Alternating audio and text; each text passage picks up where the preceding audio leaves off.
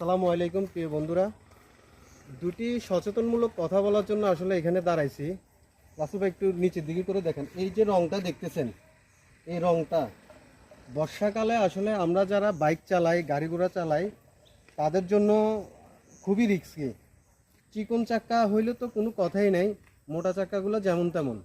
চিকন চাক্কাগুলো যদি এই রঙের উপরে যদি উঠে, প্রচুর পরিমাণে স্লিপ করে, চাক্কা কাট মারে, স্লিপ করে, আপনার যে কোনো সময় দুর্ঘটনা ঘটার সম্ভাবনা থাকে। তো অনেকে অনেকভাবে অনেক কিছু বলে থাকে। আমরা বিশেষ করে যারা ছোট বাইকাররা আছি, তারা কিন্তু এই বিষয়টা অনেকেই জানে না। তো সচেতন থাকবেন।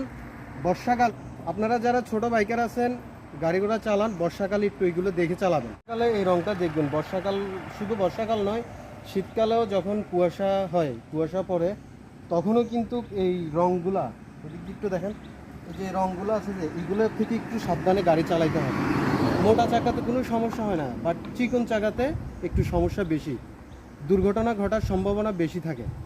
তো আমরা যারা বাইক চালাই একটু সচেতন হয়ে গাড়ি চালাবো, নিরাপদে গাড়ি চালাবো। ধন্যবাদ সবাইকে।